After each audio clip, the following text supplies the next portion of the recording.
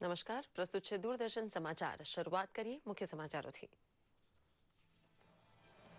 ગોવાના મુખ્યમંત્રી પદે મનોહર પારીકરના આજે સાંજે યોજાનાર શપથ ગ્રહણને પડકારતી પિટિશન ઉપર સુપ્રીમ કોર્ટ બપોર બાદ કરશે સુનાવણી। રાજ્યમાં તાજેતરમાં પૂર્ણ થયેલ વિધાનસભા ચૂંટણીમાં સૌથી મોટા પક્ષ તરીકે ઉભરનાર કોંગ્રેસે દાખલ કરી પિટિશન। મણિપુરમાં રાજ્યપાલે નવી સરકારની રચના માટે ભાજપાના બિરેનસિંહને કર્યા આમંત્રિત। કોંગ્રેસના બોબી સિંહે આપ્યું રાજીનામું। ભાજપાએ 32 ધારાસભ્યોના સમર્થનનો કર્યો દાવો।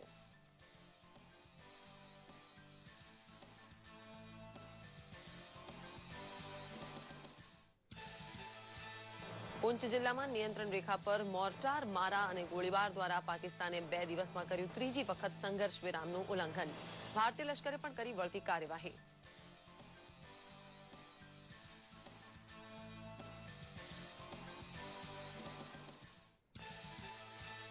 મોજમાં રંગવા અને રંગાઈ જવાના તહેવારની ગઈકાલે મોજથી ગુજરાતે કરી ઉજવણી। યુવા પેઢીને રેઇન ડાન્સમાં પલળવાની લીધી મોજ। ક્યાંક અનાથ બાળકો સાથે ધૂળેટી રમી ત્યારે બોલવું જ પડે, રંગ છે ગુજરાત।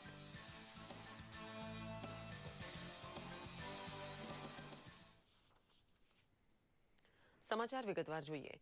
કોંગ્રેસે ગોવાના રાજ્યપાલ દ્વાર મનોહર પારીકરને મુખ્યમંત્રી નિયુક્ત કરવાના નિર્ણયને સુપ્રીમ કોર્ટમાં પડકાર્યો છે। પારીકરના શપથ લેવા સામે મનાઈ હુકમની દાદ માંગતી અરજી ઉપર આજે બપોર બાદ સુનાવણી હાથ ધરાશે। મુખ્ય ન્યાયાધીશ ન્યાયમૂર્તિ GS ખેહરના નિવાસસ્થાને શનિવારે સાંજે પિટિશન દાખલ કરવામાં આવી હતી અને ન્યાયમૂર્તિ ખેહરે મંગળવારે સુનાવણી હાથ ધરવાની સંમતિ આપી હતી। વિશેષ અદાલત હોળીની રજા ઉપર હોવાથી આ માટે સ્પેશિયલ બેચની રચના કરવામાં આવી છે। ગોવા કોંગ્રેસ વિધાનસભા પક્ષના નેતા ચંદ્રકાંત કવલેકર તરફથી દાખલ કરાયેલી પિટિશનમાં માંગ કરવામાં આવી છે કે પારીકર દ્વારા મુખ્યમંત્રી પદના શપથ લેવા સામે રોક લગાવવામાં આવે। દરમિયાન આજે સાંજે પારીકર ગોવાના મુખ્યમંત્રી પદની શપથ લઈ શકે છે। દરમિયાન મનોહર પારીકરે સંરક્ષણ મંત્રી પદેથી રાજીનામું આપ્યું હતું, જેથી આ ખાતાનો વધારાનો હવાલો કેન્દ્રીય નાણામંત્રી અરુણ જેટલીને સોંપવામાં આવ્યો છે। મણિપુરમાં ભાજપા અને કોંગ્રેસ બંને પક્ષોએ સરકારની રચના માટે પોતપોતાના દાવા રજૂ કર્યા હતા। મણિપુરમાં ભાજપા નેતા બિરેનસિંહ રાજ્યના નવા મુખ્યમંત્રી બની શકે છે। ભાજપા વિધાનસભા પક્ષે તેમને પક્ષના નેતા ચૂંટ્યા છે। ભાજપાએ રાજ્યપાલ નઝમા હેપતુલ્લાને મળીને ભાજપના 21, NPP અને NPFના 4 તેમજ લોજપા, કોંગ્રેસ અને TMCના 1 ધારાસભ્ય સહિત 32 ધારાસભ્યોના સમર્થનનો દાવો રજૂ કર્યો હતો। બીજી બાજુ કોંગ્રેસે 28 બેઠક સાથે સૌથી મોટી પાર્ટી હોવાના નાતે સરકાર બનાવવાનો દાવો રજૂ કર્યો હતો। નઝમા હેપતુલ્લાએ કહ્યું હતું કે તેઓ ભાજપની યાદીથી સંતુષ્ટ છે। કેન્દ્રીય મંત્રી અને મણિપુરના નિરીક્ષક નિમાયેલા પ્રકાશ જાવડેકરે આ વાતની જાણકારી આપતા કહ્યું કે બિરેનસિંહે તેમનો દાવો રજૂ કર્યો છે અને તેમને રાજ્યપાલે સરકાર બનાવવા આમંત્રણ આપ્યું છે। ઉત્તર પ્રદેશ અને ઉત્તરાખંડમાં ભાજપના મુખ્યમંત્રી કોણ બનશે તેના પર આ તમામની નજર ટકેલી છે। ભાજપાએ બંને રાજ્યો માટે નિરીક્ષકની નિયુક્તિ કરી છે। વેંકૈયા નાયડુ અને ભૂપેન્દ્ર યાદવને ઉત્તર પ્રદેશના નિરીક્ષક નિયુક્ત કરાયા હતા, જ્યારે ઉત્તરાખંડ માટે નરેન્દ્રસિંહ તોમર અને સરોજ પાંડેને નિરીક્ષક નિયુક્ત કરાયા છે। બંને રાજ્યોમાં વિધાનસભા પક્ષની બેઠક બાદ ભાજપના રાષ્ટ્રીય અધ્યક્ષ અમિત શાહને અહેવાલ અપાશે। ત્યારબાદ મુખ્યમંત્રીના નામની જાહેરાત કરાશે। દરમિયાન પંજાબમાં કોંગ્રેસ નેતા અમરિન્દર સિંઘને પંજાબ વિધાનસભા પક્ષના નેતા તરીકે ચૂંટી લેવામાં આવ્યા હતા। અમરિન્દર સિંઘ 16 માર્ચે પંજાબમાં નવા મુખ્યમંત્રી તરીકે શપથ લેશે। આશા છે કે આ સપ્તાહના અંત સુધીમાં આ તમામ રાજ્યોમાં સરકાર રચનાની પ્રક્રિયા પૂરી થઈ જશે અને નવી સરકારો કાર્યરત થશે। પાકિસ્તાને છેલ્લા 2 દિવસમાં ત્રીજી વાર સંઘર્ષ વિરામનું ઉલ્લંઘન કરતા ગઈકાલે પૂંચ જિલ્લામાં નિયંત્રણ રેખા ઉપર મોર્ટાર મારો કર્યો હતો તેમજ ગોળીબાર પણ કર્યો હતો। ભારતીય સેનાએ પણ જવાબી કાર્યવાહી કરી હતી। સંરક્ષણ વિભાગના પ્રવક્તાએ જણાવ્યું હતું કે પૂંચ જિલ્લામાં સવારે લગભગ 6:40 પાકિસ્તાન સેનાએ યુદ્ધ વિરામનું ઉલ્લંઘન ઘોષિત કર્યું હતું, જેમાં મોર્ટારો છોડ્યા હતા અને ગોળીબાર કર્યો હતો। ભારતીય સેનાના જવાનોએ મોરચો સંભાળીને પાકિસ્તાની ગોળીબારનો જોરદાર જવાબ આપ્યો હતો। ભારતીય સેનામાં કોઈ ઇજાગ્રસ્ત થયાના અહેવાલ નથી। અગાઉ ગઈ રાત્રે પણ પાકિસ્તાન સેનાએ પૂંચ જિલ્લાના કૃષ્ણાધારી સેક્ટરમાં મોર્ટાર છોડ્યા હતા અને ગોળીબાર કર્યો હતો।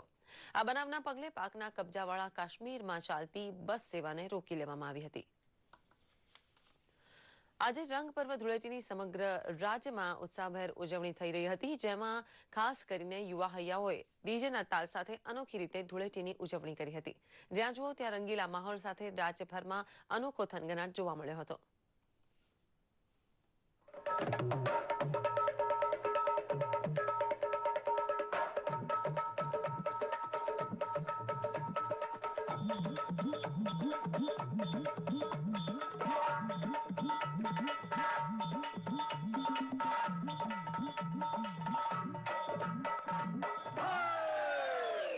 ધૂળેટીની ઉજવણીમાં સૌ કોઈ મસ્ત બન્યું છે. ધૂળેટીના પર્વને લઈને સવારથી જ ઠેર ઠેર લોકો ગુલાલ સહિતના રંગો દ્વારા એકબીજાને રંગવાનો આનંદ માણી રહ્યા છે. ત્યારે અમદાવાદ શહેરના ખાનગી ક્લબોમાં ધૂળેટી નિમિત્તે ખાસ પ્રકારની રેઇન ડાન્સ પાર્ટીનું આયોજન કરવામાં આવ્યું હતું. જ્યાં રંગોથી રંગાયેલા શહેરીજનોએ પાણીની છોડો વચ્ચે ભીંજાવા સાથે ડાન્સ કરીને મસ્તીભેર ધૂળેટીની ઉજવણી કરી હતી.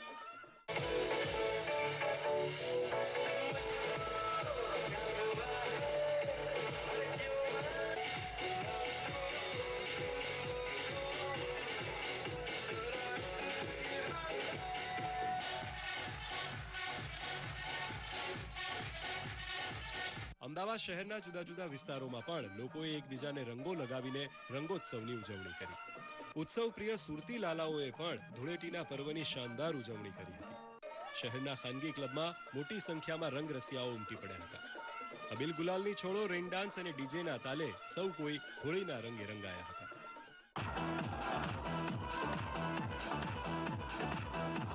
રંગીલા રાજકોટમાં રંગોના મહાપર્વ ધૂળેટીની અનેરા ઉત્સાહ સાથે ઉજવણી કરવામાં આવી હતી. સામાન્ય લોકોની સાથે નેતાઓએ પણ ધૂળેટીની ઉજવણી કરી હતી. શહેર ભાજપ કાર્યાલયે ગુજરાત મ્યુનિસિપલ ફાઇનાન્સ બોર્ડના ચેરમેન ધનસુખ ભંડેરી, ધારાસભ્ય ભાનુબેન બાબરિયા અને રાજકોટના મેયર સહિત મોટી સંખ્યામાં ભાજપાના કાર્યકરોએ ડીજેના તાલે કેસરિયા તિલક હોળી ઉત્સવ ઉજવ્યો હતો. સૌનો સાથ, સૌના વિકાસ સાથે ગુજરાત પણ આગળ વધ્યું છે. ત્યારે રાજકોટ મહાનગરમાં ભારતીય જનતા પાર્ટી દ્વારા કેસરિયા તિલક હોલીનો કાર્યક્રમ છે. કાર્યકર્તા મિત્રો ખૂબ ઉત્સાહથી, ઉમંગથી, જોમથી ઝૂમી રહ્યા છે. રાજ્યમાં કાયદો અને વ્યવસ્થાની જવાબદારી સંભાળતા પોલીસ કર્મચારીઓએ પણ રંગ પર્વની ઉજવણી કરી હતી. રાજકોટમાં મોટી સંખ્યામાં પોલીસ કર્મચારીઓએ એકબીજાને અબીલ ગુલાલ લગાડીને ઉત્સાહ સાથે ધૂળેટીની ઉજવણી કરી હતી. આ પ્રસંગે પોલીસ કર્મચારીઓ સંગીતના તાલે ઝૂમ્યા હતા. સંસ્કારી નગરી વડોદરામાં રમત મંત્રી રાજેન્દ્ર ત્રિવેદીએ ભાજપાના કાર્યકરો સાથે ઇકો ફ્રેન્ડલી ધૂળેટી ઉજવી હતી. કેમિકલ વગરના રંગો તેમજ પાણી વગરની હોળી રમી કાર્યકર્તાઓએ એકબીજાને હોળીની શુભેચ્છાઓ પાઠવી હતી. પાટનગર ગાંધીનગર ખાતે આવેલા બીએસએફ કેમ્પમાં પણ રંગોત્સવની ઉજવણી કરાઈ હતી. શિક્ષણ મંત્રી ભૂપેન્દ્રસિંહ ચુડાસમાએ દિવ્યાંગ બાળકો સાથે ધૂળેટી રમીને રંગ પર્વની ઉજવણી કરી હતી. આ પ્રસંગે રંગારંગ કાર્યક્રમનું પણ આયોજન કરવામાં આવ્યું હતું. ધૂળેટીની રંગભેર ઉજવણીમાં સુરેન્દ્રનગર શહેરના સ્પંદન ટ્રસ્ટની ડોક્ટરોની ટીમ દ્વારા અનાથ બાળકોને ધૂળેટી રમાડવામાં આવી હતી. લોકોને એ સંદેશ આપવા માંગીએ છીએ કે અનાથ બાળકો છે, વૃદ્ધ છે, નિરાધાર લોકો છે, એમની જોડે તમે તહેવારોની ઉજવણી કરો તો જેથી કરીને એમના જીવનમાં સાચા અર્થમાં રંગો ભરી શકાય. વિસનગરમાં ઉજવાતું ધૂળેટીનું પર્વ વિશેષ મનાય છે. શહેરના તમામ જ્ઞાતિના લોકો એકબીજાને ખાસડું મારીને ધૂળેટીની મજા લૂંટે છે. શહેરના મંડી બજારમાં છેલ્લા 150 કરતા વધુ વર્ષોથી ધૂળેટીની વહેલી સવારે ખાસડા યુદ્ધ યોજાય છે. અને આ યુદ્ધમાં જેને ખાસડા વાગે છે તેનું સમગ્ર વર્ષ મંગલમય જાય તેવી માન્યતા છે. ખાસડા યુદ્ધમાં જૂના ખાસડા લઈ અને એકબીજાને પ્રેમથી મારવામાં આવે છે, જેનાથી જે નવું વર્ષ હોય છે ખેડૂતોનું અને જે સર્વે વેપારી મિત્રોનું એ થોડુંક સારી રીતે જાય એ માટે આ રીતે ખાસડા યુદ્ધ કરવામાં આવે છે. તો આ તરફ ધૂળેટીનો તહેવાર મનાવવા આદિવાસીઓ પરંપરાગત વસ્ત્રોમાં ઘેરૈયાનું રૂપ ધારણ કરીને પોતાની મસ્તીમાં મસ્ત બને છે. ત્યારે વનવાસી વિસ્તારોમાં લુપ્ત થતી ઘેર પ્રથાને જીવંત રાખવા નર્મદાના ધમાલ ગ્રુપે રાજપીપળામાં ધમાલ મચાવી આદિવાસી પરંપરા પ્રમાણે ઘેર ઉઘરાવી અનોખું આકર્ષણ જન્માવ્યું હતું. બ્યુરો રિપોર્ટ, દૂરદર્શન સમાચાર, અમદાવાદ. હોળી ધૂળેટીના પર્વ નિમિત્તે આદિવાસીઓની બહુલ વસ્તી ધરાવતા છોટાઉદેપુરમાં પારંપરિક ચૂલનો મેળો યોજાઈ ગયો. વર્ષ દરમિયાન રોજગારી મેળવવા રાજ્ય અને દેશના વિવિધ વિસ્તારોમાં ગયેલા આદિવાસી લોકો આ મેળામાં ભાગ લેવા માટે પોતાના વતન પાછા ફરે છે. હોળી પ્રાગટ્યના બીજા દિવસે એટલે કે ધૂળેટીના દિવસે સળગતા અંગારા પર ચાલવાથી હોળી માતાનું ઋણ અદા થતું હોવાની માન્યતા છે. આ મેળામાં કેટલાક લોકો પોતાના શરીરે મેશ ચોપડીને આદિમાનવનું રૂપ ધારણ કરે છે. આદિવાસી લોકો હોળીની ચૂલની અને થાળી પાવા વગાડીને પરિક્રમા કરે છે. આ મેળામાં જિલ્લાના ગ્રામજનો ઉપરાંત વિદેશથી પધારેલા સહેલાણીઓ જોડાયા હતા અને તેમના પ્રતિભાવો રજૂ કર્યા હતા.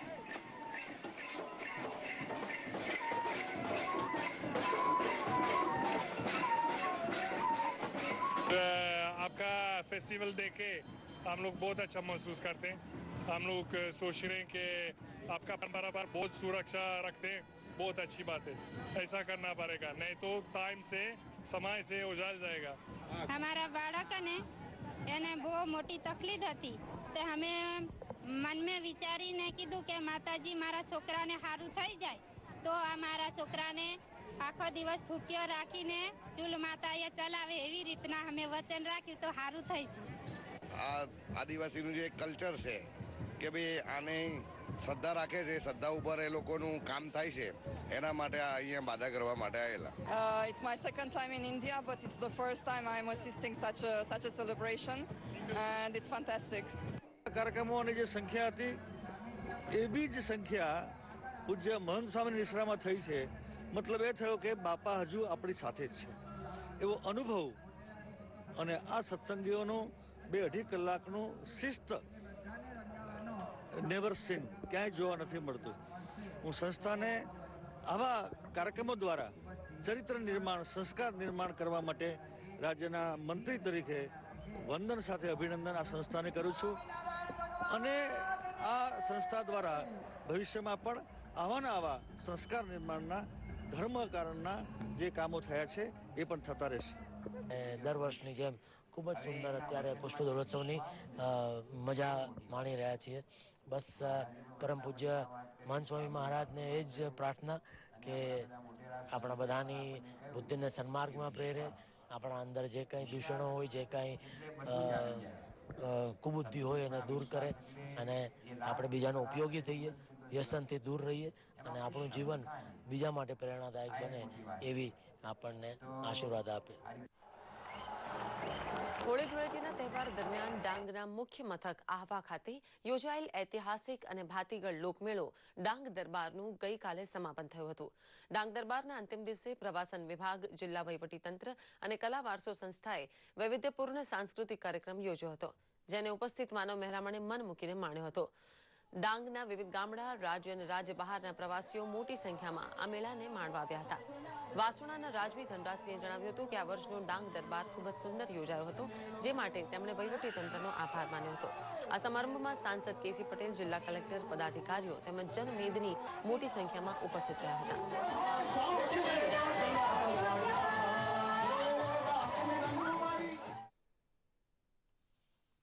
બોટાદ જિલ્લાના ગઢડા તાલુકાના હરિપર ગામે રહેતા તળપદા કોળી ઝાપડિયા પરિવારમાં વર્ષોની પરંપરા અનુસાર પહેલા ખોળે જન્મેલા સંતાનના ધૂળેટીના દિવસે લગ્ન કરવામાં આવે છે. પરંપરા અનુસાર જેના ઘરે દીકરો કે દીકરી પ્રથમ સંતાન તરીકે જન્મ લે તેમાં દીકરાના સાવરણી સાથે, જ્યારે દીકરીને ઢીંગલા સાથે વિધિવત લગ્ન કરાવવામાં આવે છે, જેમાં બહેનો લગ્નના ગીતો ગાય છે. લગ્ન કરીને સમૂહમાં માતાજીની પ્રસાદી લે છે. પરિવારની માન્યતા મુજબ દીકરો કે દીકરી યુવાન વયે કુંવારા અવસાન પામે તો તેની લીલ પરવાણાની થતી નથી અને તે મોક્ષ પામે છે એવી માન્યતા છે.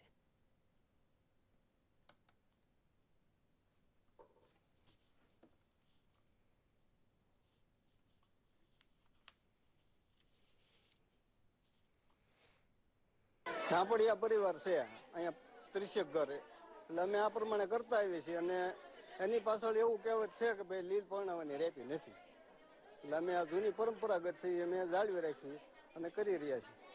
લગ્નનું આયોજન કેવો પ્રકારનું હોય છે? ભાઈ માતાજીના નિવેદ રાંધી અને પ્રસાદી લેવી એ પૂરતું જ છે. પછી અમારે દીકરી દીકરો હોય એને લગ્ન કરવાનો હોય ત્યારે પહેલા વર્ષે અમે આવો કરવી, જેમ કરવી છીએ તે પછી અમારે ઓલું માતાજીને નિવેદ કરવી છે, માતાજીને નિવેદ કરવી છે અને પછી અમારે અકસ્માત ગમે થાય તો અમારે લગ્ન નો લીલ નો પણ આવી પડે. આ સાથે જ બુલેટિન અહીં સમાપ્ત કરી છે. નમસ્કાર.